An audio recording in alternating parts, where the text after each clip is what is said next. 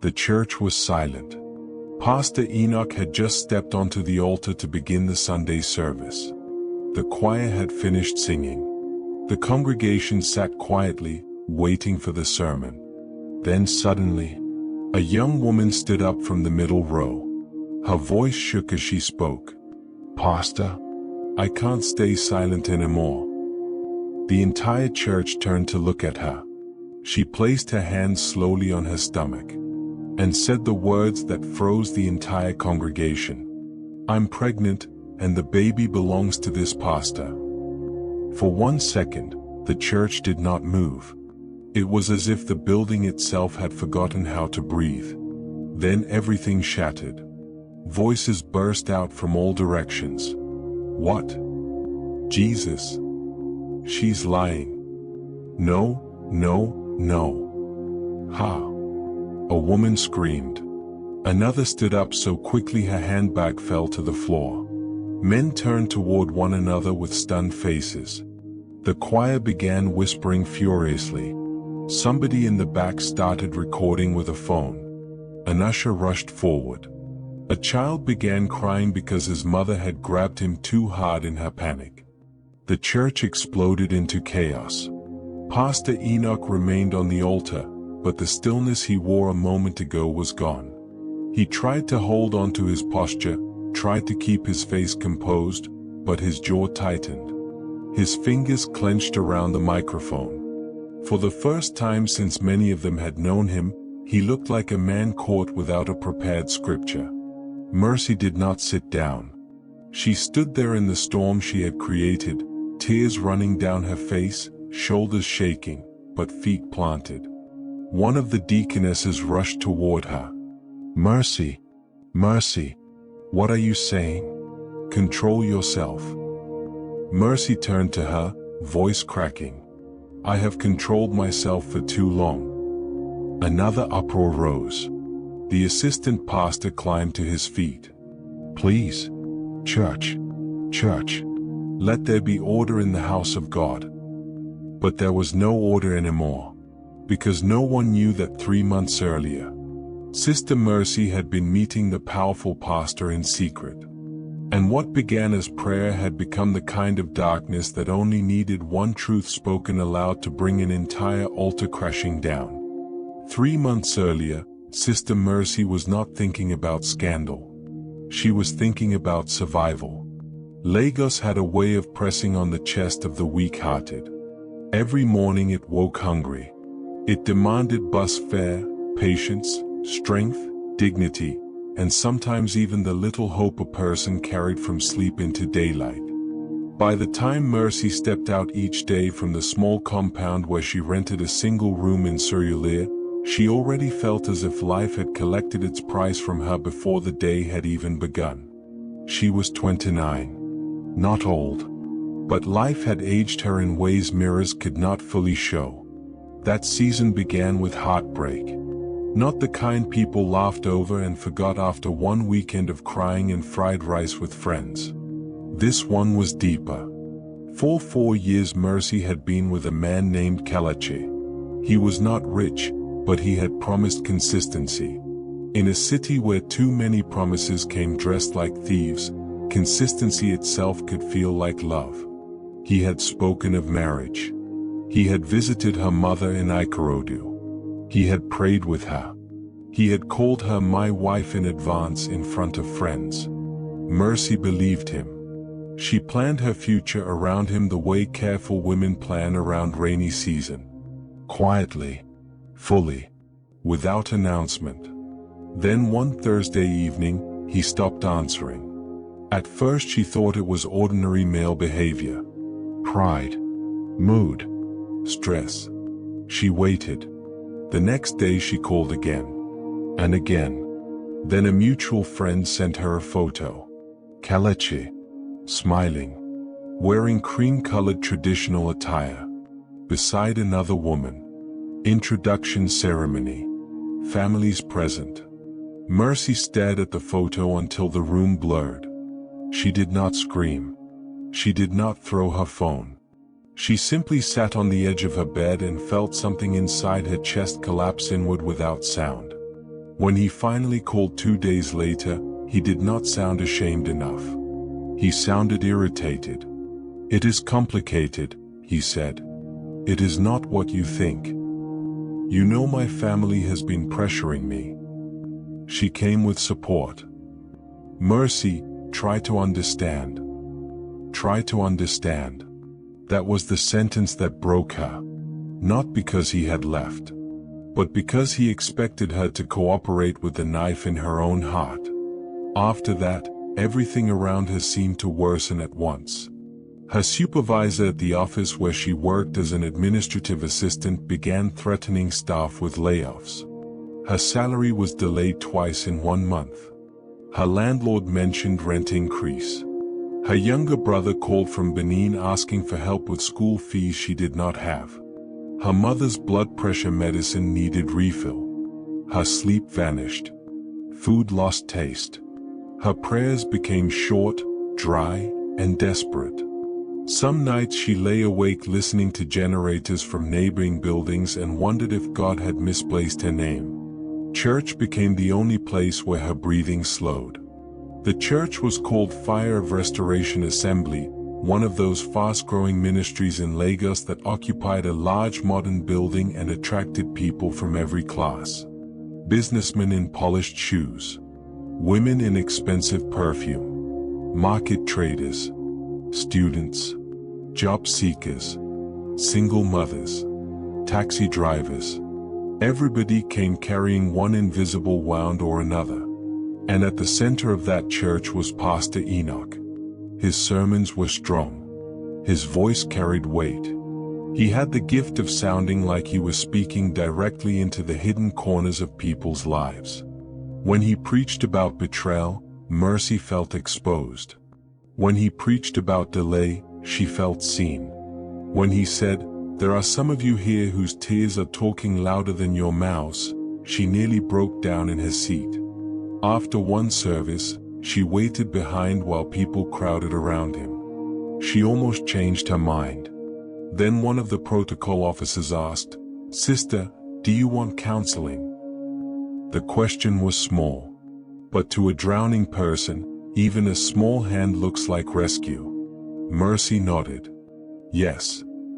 Her first counseling appointment was scheduled for Tuesday evening. She arrived early, clutching her handbag on her lap in the church waiting area. The office assistant asked her to wait.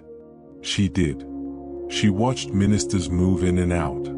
She heard faint voices behind doors. She nearly stood to leave twice. Then the assistant opened the inner office. "Pastor will see you now." Mercy rose on weak legs and stepped inside. Pastor Enoch's counseling office did not look like the prayer room she had imagined.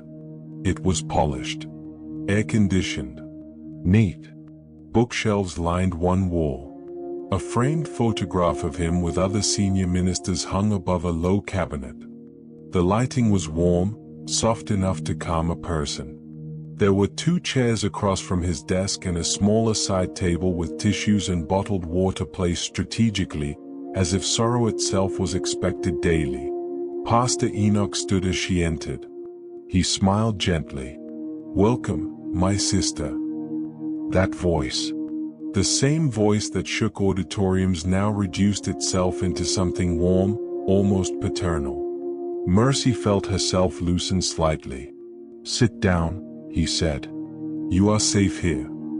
She sat a day.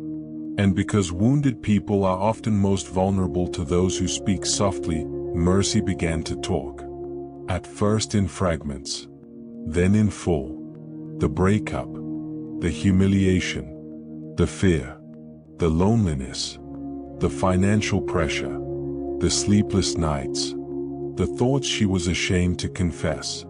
Pastor Enoch listened with deep concentration, nodding slowly at the right moments, occasionally leaning forward as though every word mattered to him. He did not interrupt too much. He asked the right questions. He allowed silence when needed. Once or twice, he passed her a tissue.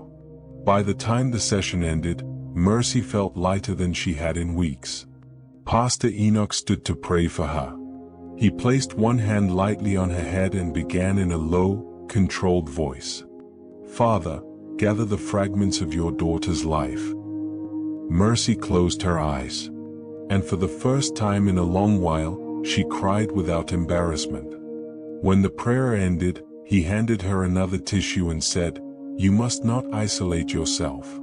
Healing does not happen in secrecy. Come back next week. We will keep praying." She thanked him and left. Outside, Lagos was still noisy. Danfo buses still shouted. Vendors still pushed through traffic with sachet water and plantain chips. Nothing in the city had changed. But inside her, something had. She believed she had found a safe place. She did not know yet that some wolves do not bare teeth at first. Some wear collars. Some carry microphones. And some begin by sounding exactly like shelter. Mercy returned the following week. Then the week after. Then again. Soon the counseling appointments became part of the rhythm of her suffering. Whenever life overwhelmed her, she counted the days until Tuesday or Thursday evening when she would sit across from Pastor Enoch and unload the weight inside her chest. At first, nothing seemed wrong. That was how danger entered. Not with a shout. With comfort. Pastor Enoch continued to speak gently to her. He remembered details from earlier conversations, which made Mercy feel important in a season when she otherwise felt disposable. He asked about her mother's health. He asked whether she had eaten. He asked if she was sleeping better. He recommended scriptures and prayer points. He told her heartbreak did not reduce her worth. He said not every closed door was a curse. To a woman whose confidence had been stripped raw, those words landed like healing oil. Sometimes he kept the office assistant outside and said, "This matter is delicate. Let us protect your dignity." Mercy appreciated that. She thought he was being discreet for her sake. Sometimes after prayer, he would say, "Stay a little. Your spirit is still troubled." She stayed. Sometimes he texted to check on her. "How are you feeling now, daughter? Have you eaten? Don't let the enemy isolate you. Call if the dark thoughts come again." The first time she saw his name appear on her phone late at night, she hesitated before answering. "Yes, sir?"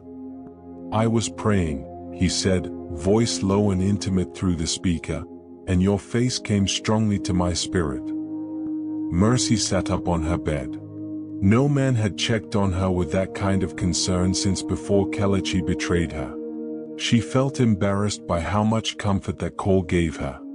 "Thank you, sir," she whispered. "You are stronger than you think," he said. "But some battles require a shepherd to stand close." Those were the kinds of sentences that changed the temperature of the room without immediately sounding sinful. Mercy did not notice the line moving. Not at first. The church members noticed only that she had become more present. She attended more services. She joined the prayer department. She sat closer to the front when possible. A few people assumed she was deepening spiritually after her heartbreak. One deaconess even praised her. "Pain has brought you closer to God." Mercy smiled weakly. If only she knew. Inside the counseling room, Pastor Enoch's manner slowly shifted. It was never one obvious act. It was a pattern. A hand resting too long on her shoulder after prayer. A hug that lingered beyond pastoral comfort. A comment that moved subtly away from spiritual guidance into personal observation. "You are a very beautiful woman, Mercy. Men can fail to value what heaven has made precious." She laughed nervously the first time he said something like that. He smiled. "I am only speaking truth." Another day, while she cried about feeling unworthy after Kelechi's betrayal, Pastor Enoch leaned forward and said, "Some women do not know the power they carry. They let foolish men define them." Mercy lowered her gaze. His tone softened further. "Do not ever think you are not desirable. That word sat strangely in the room. Desirable. Not cherished. Not valued. Desirable. Mercy felt it, but she did not challenge it. Because he was pastor. Because wounded people second-guess their instincts. Because when the mind is desperate for support, it often edits out what the heart is not ready to confront. The meetings became longer. More private. More emotionally charged. One evening after heavy rain, the office complex was nearly empty. Most workers had left. The thunder outside shook the window panes. Mercy had spent half the session crying about losing her job. Her company had finally cut staff, and her name was on the list. When she finished speaking, exhausted, Pastor Enoch came around from behind his desk. He did not stand across from her. He stood beside her. Then he sat on the chair next to hers. Closer than usual. "Mercy," he said quietly, "look at me." She looked up. His face was serious, tender, attentive. "You have suffered too much alone." The sentence broke something open in her. Fresh tears rushed out. Before she knew it, he had drawn her into an embrace. At first she accepted it as comfort. Then the embrace did not end. His hand moved slowly across her back. His voice dropped. "You need affection. You need to know you are not abandoned." Mercy stiffened slightly. Not enough to pull away. Enough to feel confusion. He felt it. But instead of releasing her, he pulled back only far enough to look into her face. "No one is here," he murmured. "You can rest." Mercy's heart began pounding. Something inside her whispered that the air had changed. But another part of her, the tired, starved, emotionally bruised part, was still caught in the powerful confusion of being deeply seen by the one man she believed was helping her survive. She rose quickly that day and left more abruptly than usual. That night she could not sleep. She replayed the office moment repeatedly. Was it wrong? Was she overthinking? Was he only trying to comfort her? Had she imagined the shift? The next morning a message came from Pastor Enoch. "Do not let shame steal your healing. The enemy attacks intimate deliverance with confusion." Mercy stared at the text for a long time. It sounded spiritual. But something in it seemed to answer the exact question she had not voiced aloud. That unsettled her. Yet she still went back. Because pain had trained her to fear being alone with her own thoughts more than she feared the growing discomfort in that office. That was how the trap tightened. Not because Mercy was foolish. Because she was hurting. And there is a cruel kind of manipulation that studies a person's wound until it learns how to enter through it. The more Mercy leaned on Pastor Enoch, the more he positioned himself at the center of her emotional life. He became the first person she wanted to call when something went wrong. The first person whose approval she waited for. The first person whose opinion seemed to settle her thoughts. That was not accidental. He cultivated it carefully.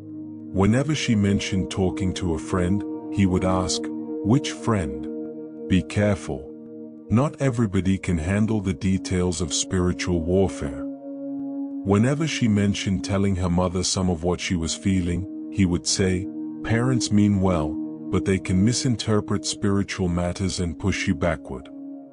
Whenever she seemed to regain a little independence, he would send a message or request another meeting.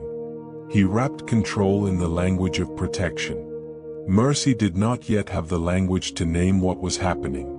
She only knew that her life now seemed tied to his voice.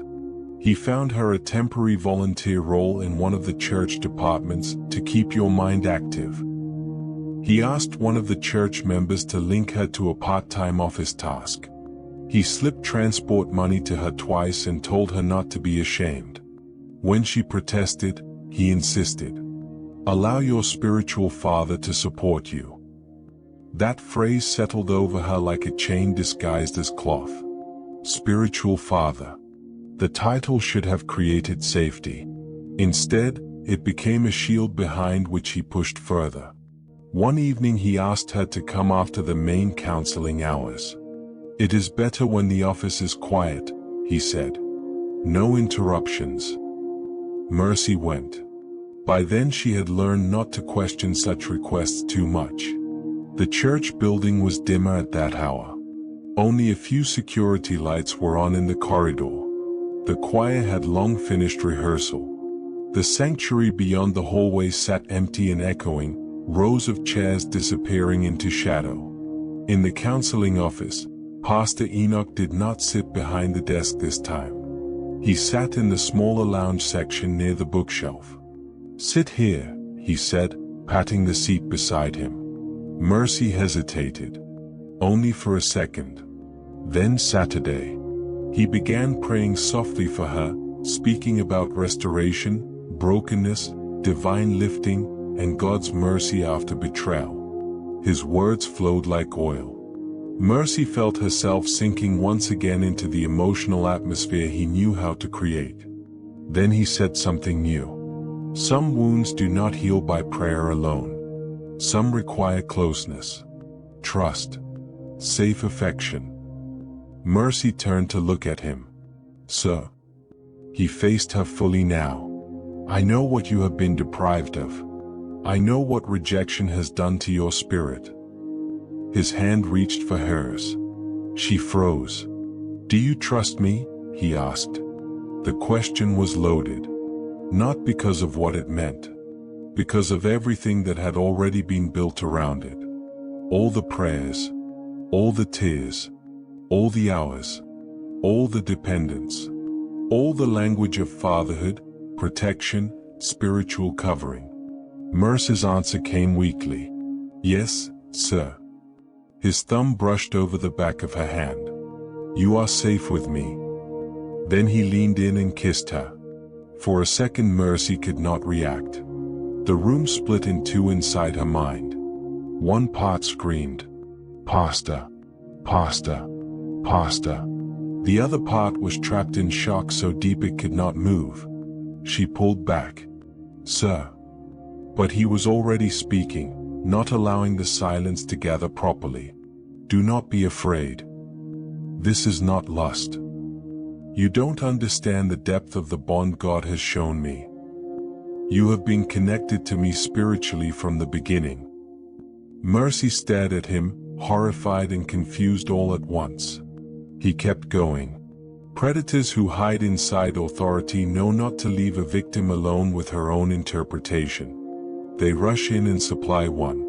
"You think this is ordinary," he said. "It is not. There are dimensions of spiritual intimacy many Christians are too shallow to understand." Mercy shook her head. "I should go." He caught her wrist, not violently, but firmly enough. "If you walk out now in confusion, the enemy will twist what God is trying to do." Those words hit her with the force of old church fear. The fear of disobeying spiritual authority. The fear of fighting something divine. The fear that maybe her own discomfort was carnality, ignorance, rebellion. She hated that she did not stand and run immediately. She hated the weakness in herself even as it was happening. Pastor Enoch read every hesitation like a hunter reading footprints. His voice softened again. "You are not dirty here. You are not rejected here. Let me show you that." That night the boundary finally collapsed. Not in romance. Not in freedom. Not in love. In confusion. In manipulation. In a room where one person carried authority and the other carried wounds. When it was over, Mercy sat in stunned silence, unable to fully process the reality of what had happened. Pastor Enoch, by contrast, recovered quickly. He adjusted himself, prayed briefly, actually prayed, and spoke in that same measured tone. "This must remain protected," he said. "People will not understand spiritual things." Mercy felt something cold pass through her. Protected. That was the word he used. Not wrong. Not dangerous. Protected. He touched her face gently. I don't want guilt to destroy you. But guilt had already arrived. Not because she had seduced him. Not because she had come seeking sin. Because somewhere inside her she knew that what happened had not felt like a choice made in clear daylight. It felt like being led into fog and then blamed for not seeing. After that night, Mercy wanted distance. At least part of her did. She avoided his calls for 2 days. She moved through church like a ghost. She felt ashamed standing during worship. Ashamed taking communion. Ashamed hearing the word holiness. Every scripture now seemed to accuse her, yet beneath that shame was another truth she could not name plainly. She also felt wronged. That was the most painful part. She did not have clean categories for what had happened. If she had been attacked violently, perhaps the world would make more sense. If she had willingly entered an affair out of greed, perhaps she could condemn herself simply. But this was murkier. He had manipulated her.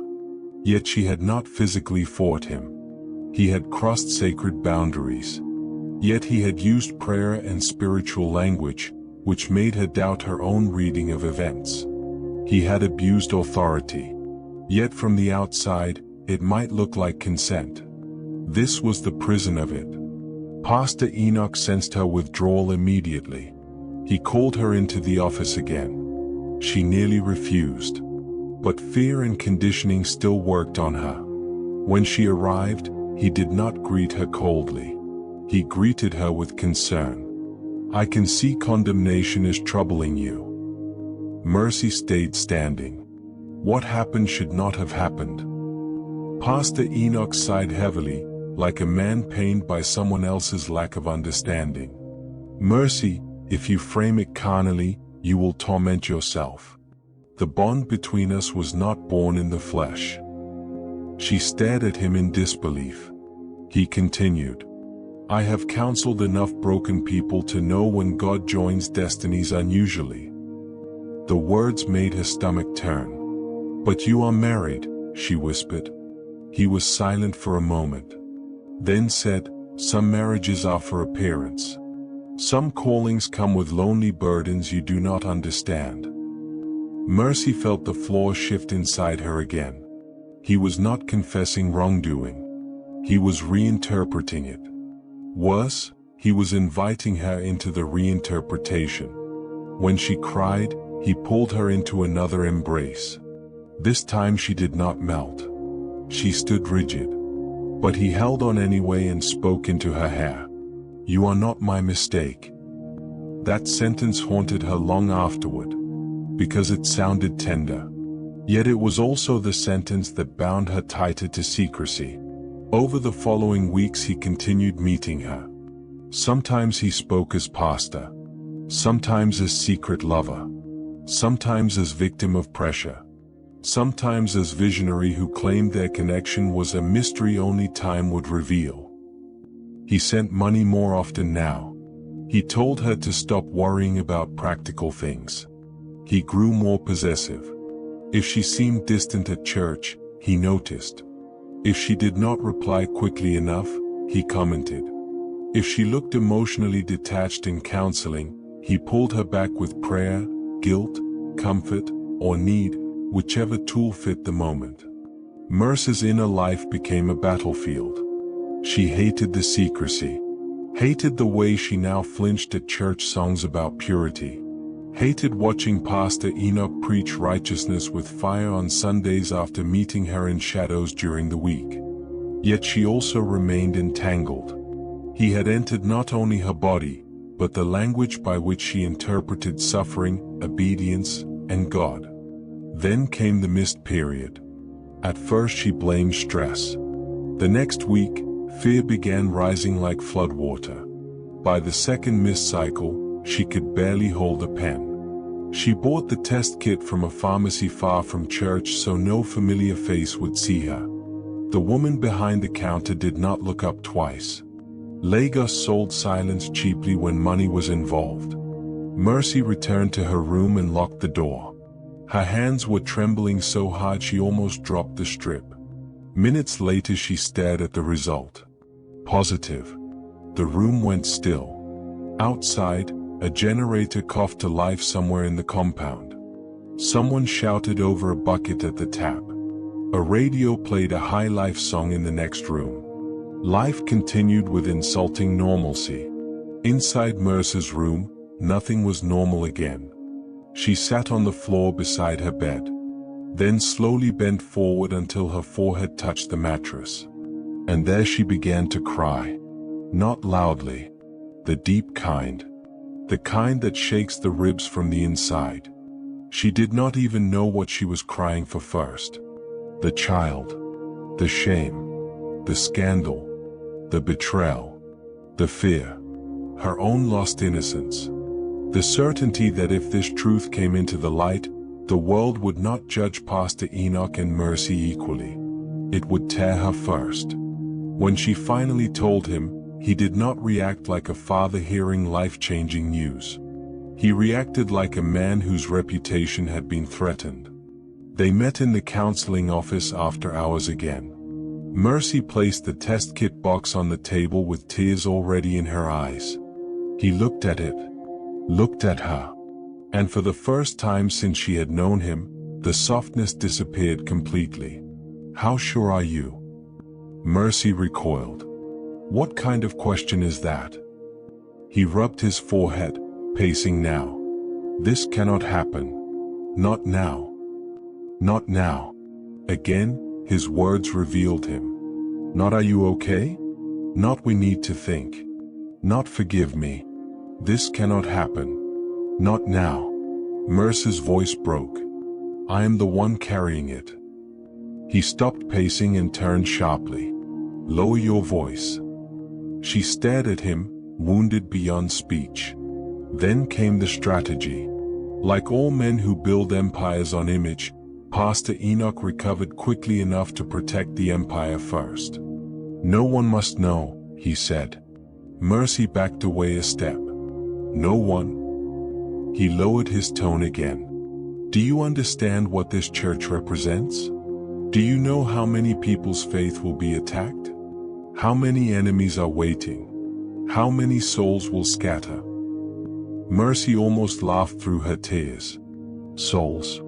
Even now, her body had become secondary to his platform. He moved closer. "We will handle this quietly."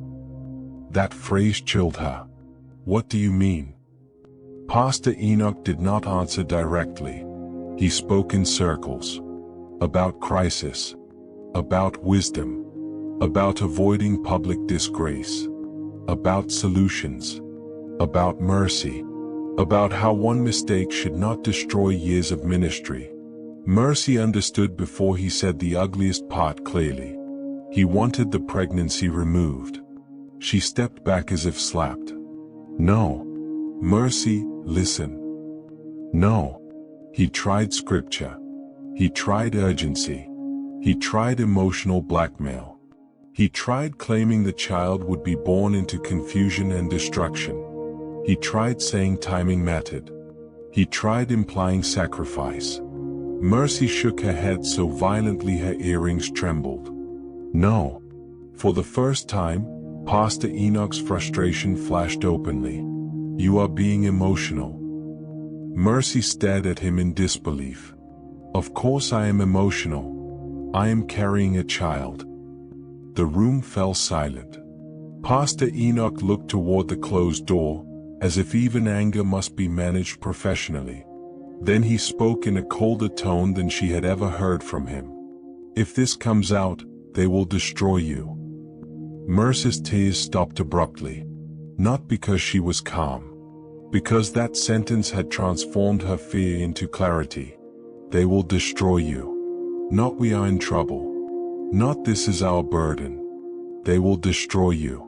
He already knew the system. He already knew who would bleed most. Mercy picked up her bag. "You already did." And she walked out. The days after that conversation stretched like punishment.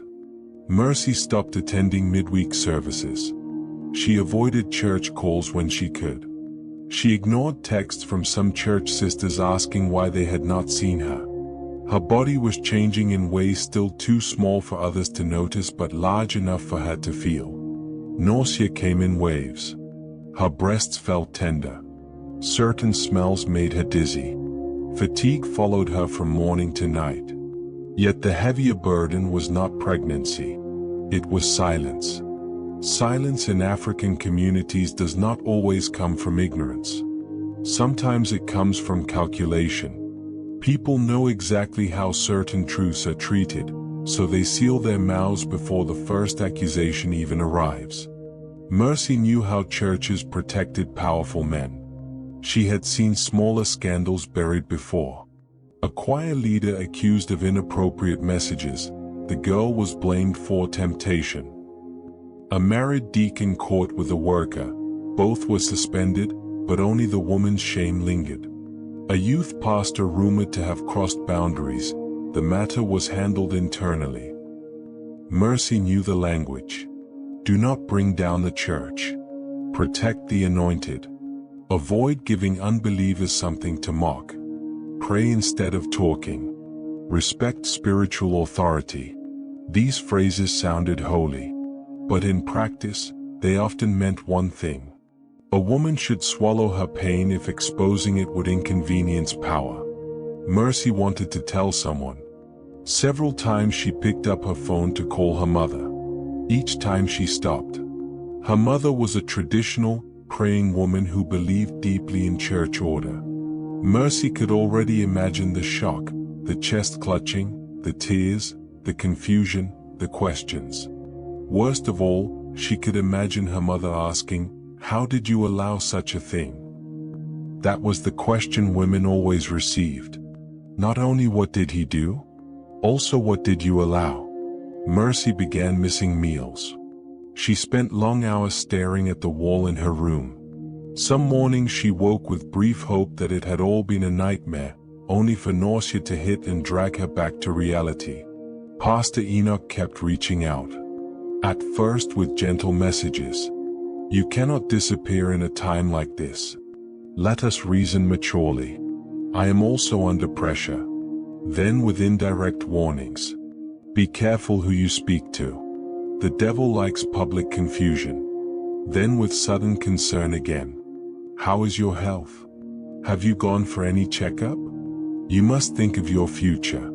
Mercy read those messages without replying. Each one deepened her understanding of the man behind the pulpit. He was not panicking because he had sinned against her. He was panicking because she now possessed the one truth that could damage the altar image more than any enemy outside ever could. One Saturday afternoon, Sister Beatrice from church came to visit unexpectedly. Beatrice was older, maybe in her early 40s, unmarried, sharp-eyed, and known in the church for being both prayerful and observant. She sold fabrics in Balagan Market and had a way of reading people that made even confident liars restless. Mercy almost did not open the door. But Beatrice had already called out from the corridor. "Mercy, I know you are inside." Reluctantly, Mercy let her in. Beatrice sat on the only chair in the room and studied her for a long moment. "You have lost weight." "I am fine." "You are not fine." Mercy looked away. Beatrice's voice softened. "What is pursuing you?" That question nearly broke Mercy on the spot. Because there was no polite small talk in it. No performance. Just direct seeing. Mercy turned away under the excuse of adjusting a cup on the small table. Her eyes were burning. Beatrice watched quietly. Then said, "Whatever it is, hiding it has not helped you." Mercy's shoulders began trembling. Still she said nothing. Beatrice rose and came to stand beside her. "I am not forcing you," she said. "But I know the face of somebody carrying a burden too heavy for one person." Something about those words opened the gate. Mercy sat on the bed. Then covered her mouth. Then began to cry. Real cry. The one she had been forcing down for weeks. Beatrice sat beside her and waited. Piece by piece, with shame choking every sentence, Mercy told her. The counseling sessions. The emotional dependence. The boundary crossing. The secrecy. The pregnancy. By the time she finished, Beatrice was silent for a long time. Not because she did not believe her. Because she did. And belief itself was heavy. Finally, Beatrice asked, "Did he force you?" Mercy stared at the floor. "I don't know how to answer that simply." Beatrice nodded slowly. She understood more than Mercy expected. "He used your pain," she said. Mercy burst into fresh tears. Yes. That was the sentence. That was the clean truth inside all the confusing fog. He used your pain. Beatrice held her hand. "What do you want to do?" Mercy gave the answer of a woman standing before fire in every direction. "I don't know." And that was true. If she stayed silent, she would suffocate. If she spoke, she could be destroyed. If she left quietly, he would keep preaching. If she exposed him, she would become the center of scandal. Her pregnancy was growing. So was the truth. And truths do not stay buried forever. Not in Lagos. Not in churches. Not in the body of a woman who must eventually begin to show. After Mercy confessed to Sister Beatrice, the secret no longer lived in only one body. That changed everything. Not immediately on the outside. But inside, the silence weakened. For the first time since the pregnancy test, Mercy was no longer carrying the full weight alone. Beatrice did not rush to gossip. She did not run to church elders. She did not even tell Mercy what to do. She simply sat with the truth and refused to twist it. That alone felt like air. But air did not solve the coming storm. Sunday approached like a drumbeat. Mercy told herself she would stay away from church altogether. Yet staying away had become its own prison. Every Sunday she remained hidden while Pastor Enoch continued preaching as if nothing had happened. It felt as though the lie grew stronger. She imagined him standing at the altar, condemning sin, speaking about righteousness, lifting holy hands over a congregation that had no idea what those hands had done in private. The thought made her physically ill. On Friday evening, Pastor Enoch called from a new number. Mercy almost ignored it, then answered by mistake. His voice came immediately. "Mercy, listen to me carefully." She said nothing. "I know you are angry. I understand that. But do not let emotion lead you into a permanent disaster." The coldness in that sentence made her grip the phone tighter. He continued. "I have heard that you spoke to someone." Mercy's pulse jumped. So he was watching. Or guessing. Or both. "That was a mistake," he said. "These matters spread like fire." Mercy finally spoke, voice trembling with rage. "These matters? Is that what my life is to you now?" He exhaled impatiently, the sound of a man tired of a problem he wanted contained. "I am trying to protect both of us." "No," Mercy said. "You are trying to protect yourself." Silence. Then his tone hardened. "If you bring down this ministry, the same people cheering you today will spit on you tomorrow." Mercy closed her eyes. Not because his words were false. Because they were partly true. That was what made them dangerous. He knew the culture. He knew the church. He knew the public instinct to consume a woman's scandal and then discard her. But this time his warning no longer produced only fear. It also produced anger. Because even in threat, he was still asking her to carry the consequence he helped create. "You should have thought about that before," she said, and ended the call. That night she did not sleep. Saturday dragged. Beatrice came again in the evening with food Mercy barely touched. They sat together in the small room while the compound noise rose and fell outside. Children playing, women talking over buckets, someone arguing over change, a radio preacher shouting about deliverance from hidden enemies. Finally Beatrice asked, "What is your heart saying?" Mercy looked at her with tired eyes. "My heart is saying I am afraid." That is not the full answer. Mercy was quiet. Then the rest came out. "My heart is saying he should not continue like nothing happened." Beatrice nodded. Mercy's voice cracked. "My heart is saying I did not deserve what he did."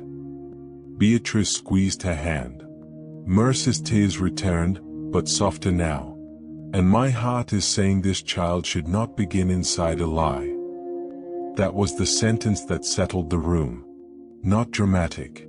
Not strategic. Clear. A child should not begin inside a lie. Beatrice asked, "Do you know what speaking will cost?" Mercy gave a bitter, exhausted laugh. "Silence is already costing me." That was also true. By Sunday morning, Mercy had made her decision, not with triumph, but with the shaking determination of a person who knows speaking may ruin her and yet can no longer live under the weight of unsaid truth. She dressed simply. No makeup. No attempt to appear strong. She wore a modest gown loose enough not to draw immediate attention. She covered her hair lightly. When she looked at herself in the mirror before leaving, she barely recognized the woman staring back. She looked older. Not by years. By suffering. At church, the atmosphere was ordinary in all the cruel ways that ordinary life can be. The choir rehearsed. The media team adjusted cables. The ushers directed latecomers with polite urgency. Children ran briefly in the side aisle until their mothers corrected them. The smell of perfume and starch and polished shoes filled the sanctuary. Nobody knew a bomb had entered the room. Mercy sat in the middle row. Beatrice sat 2 seats away. Not close enough to draw notice. Close enough to catch her if she fell. The service began. Opening prayer. Praise. Announcements. A testimony from a businessman thanking God for a contract breakthrough. Mercy heard the words as if through water. Her palms were wet. Her throat dry. Her mind kept racing between scripture and shame, fear and anger, courage and dread. What if she stood and nothing came out? What if they dragged her away before she spoke? What if Pastor Enoch denied everything and the whole church turned on her instantly? What if he said she was unstable? What if they asked for proof? What if they called her Jezebel? What if her mother heard from strangers first? What if? Then the choir finished. Pastor Enoch stepped onto the altar. And the moment arrived. Mercy looked up. He was in a dark suit this Sunday. Calm. Controlled. Prepared. The same face the church trusted. The same voice that had prayed over her while building the trap around her life. For one brief second, their eyes met across the room. And something in his expression changed. He knew. Maybe not the exact second. But he knew the silence was no longer secure. Mercy's heart pounded so hard she thought she might collapse before speaking. Her fingers curled against the side of the chair. She remembered Kellich's betrayal. The counseling room. The test strip. The demand to remove the pregnancy. The warnings. The lies preached from a clean altar. Then she thought of the child. And she rose. The church had seen many things before. People screaming during deliverance. Strange prophecies. Public Thanksgiving dances. Family disputes after naming ceremonies. But nothing had prepared them for what happened next. Mercy stood. The chair scraped. Heads turned. Pastor Enoch paused on the altar. And the confession came, first in a trembling voice, then in words too clear to be recalled. "Pastor, I can't stay silent anymore." Already the church was alert. Then her hand went to her stomach. And the final sentence landed like thunder. "I'm pregnant, and the baby belongs to this pastor." The sanctuary broke open. Some people rose to their feet instantly. Others remained frozen in disbelief. A few shouted, "Blood of Jesus," as if demons had physically entered the room. Two ushers rushed forward uncertainly, unsure whether to restrain Mercy, calm the congregation, or protect the altar. The assistant pastor snatched for a microphone that was not switched on. Somebody near the back yelled, "She is lying," while another voice shouted, "Let her speak." Pastor Enoch gripped his microphone. "Church." But his voice was swallowed by the uproar. Women covered their mouths. Men stood on tiptoe to see more clearly. The choir members huddled in alarm. Phones came out openly now. Even those who wanted to maintain decorum could not resist the force of scandal unfolding live before them.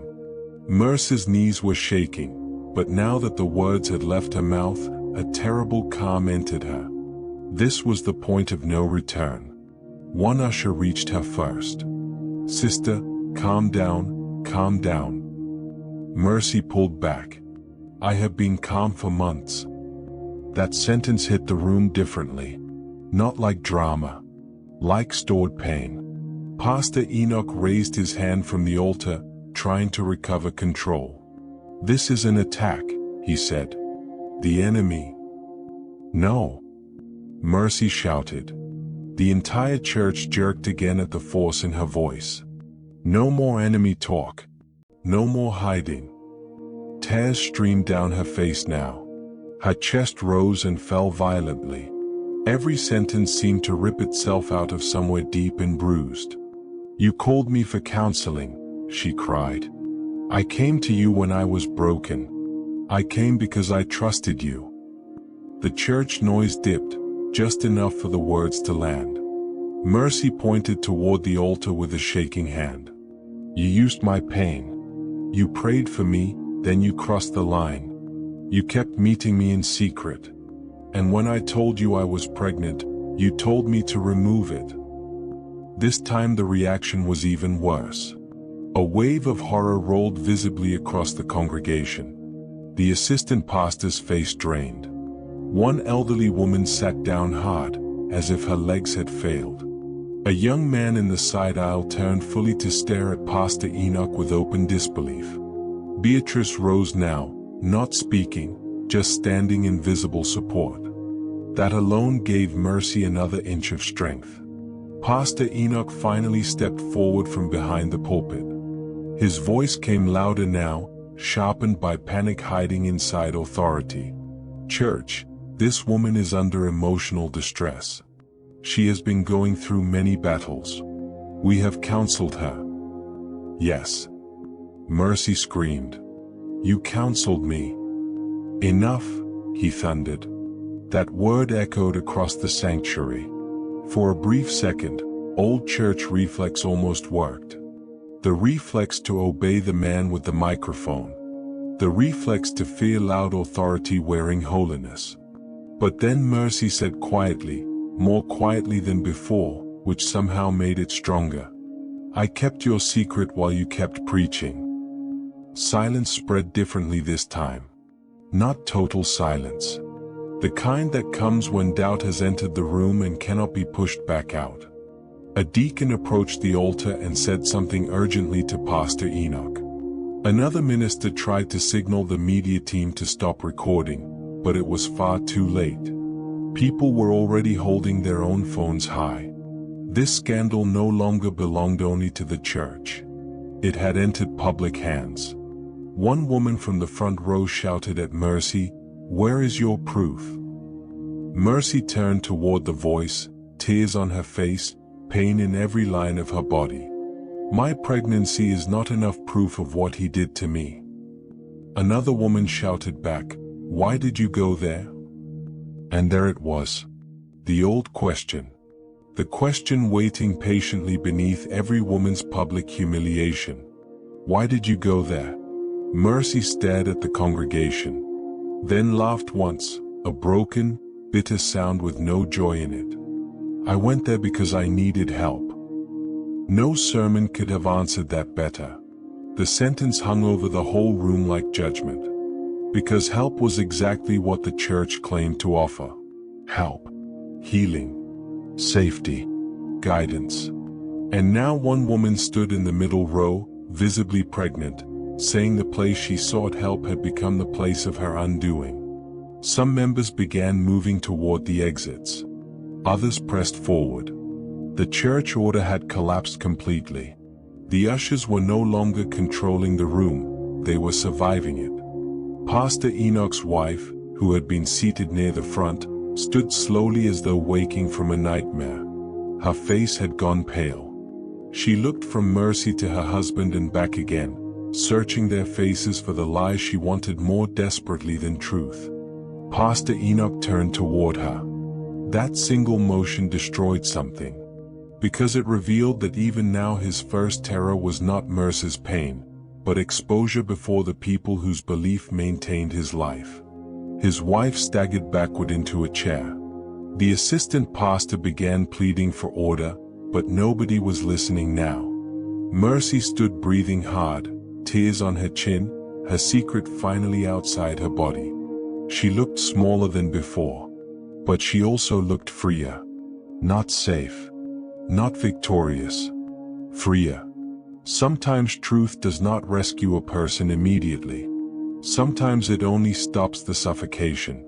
And that day, in the middle row of a Lagos church, with the congregation in chaos and the altar trembling under the weight of exposed hypocrisy, Sister Mercy stopped suffocating. What happened after the confession did not become cleaner. It became messier, more public, more brutal, which is what usually happens once buried truth reaches daylight. The service ended without a sermon. In fact, it barely ended at all. It disintegrated. Members clustered outside in heated circles under the church canopy and in the parking lot. Drivers waited with engines running while their employers stood gossiping beside expensive cars. The church WhatsApp groups exploded before noon. By evening, grainy clips of the confrontation were moving from phone to phone across Lagos. Some people believed Mercy immediately. Some did not. Some believed parts of it and not others. Some focused not on Pastor Enoch's alleged abuse of power but on the scandal, the shame, the embarrassment to the ministry. That was the way society often worked. It could look directly at a moral wound and still become more disturbed by the stain on the tablecloth. By Monday, unofficial church statements were already circulating. We ask members to pray and avoid spreading unverified allegations.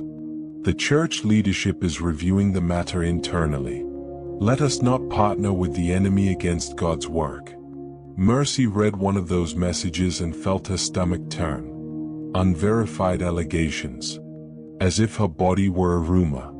As if the months of manipulation were a gossip item. Pastor Enoch did not preach the next Sunday. Officially, he was taking time for prayer and retreat. Unofficially, the pressure had become too visible to ignore. Still, there was no real accountability yet. Just repositioning. Damage control. Strategic silence dressed in holy language. Mercy's life changed immediately. Some church women came privately to check on her and ended up crying with her. Others sent cold messages advising repentance and discretion. A few implied she had seduced the pastor. One even wrote, "A wise woman does not destroy her own covering." Mercy stared at that sentence for a long time before deleting it. Her mother found out not from strangers, but from Mercy herself. That conversation was one of the hardest things Mercy had ever done. Over the phone at first, then in person when her mother insisted on coming to Lagos. Her mother cried until her wrapper was wet with tears. She asked questions, yes. Hard questions. Confused questions. But when Mercy told the full story, slowly, painfully, without hiding her own shame, her mother's tears changed. She went to church for help, the older woman said later to a relative who tried hinting blame. Do not question my daughter first when the pastor is the one who had the altar. That defense mattered. more than Mercy could explain. Beatrice remained close, quiet, steady, without theatrics. The kind of support that does not perform loyalty in public and disappear in private. As for Pastor Enoch, his world did not collapse in one day. Men like him rarely fall that quickly. Influence cushions impact. Connections delay consequence. Titles confuse judgment. There were meetings behind closed doors. Senior ministers from outside branches came in. Lawyers were whispered about. Family elders became involved. Some insisted on settlement. Some wanted DNA proof. Some wanted Mercy silenced with money. Some wanted the matter buried for the sake of the church. The same church that had taught about light now preferred darkness if darkness could preserve structure. Mercy saw it all and learned a bitter lesson early. Not everyone who defends truth actually wants truth. Some only want a version of truth that does not inconvenience power. But the story would not disappear. Because Mercy had already spoken publicly. Because too many people had recorded it.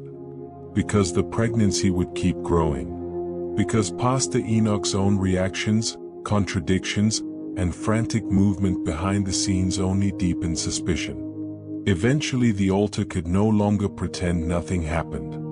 And once a congregation sees the man behind the microphone as human, manipulative, and frightened, something sacred in their imagination dies forever. Months later, when the noise had reduced to a lower, more poisonous murmur, Mercy gave birth to a baby boy.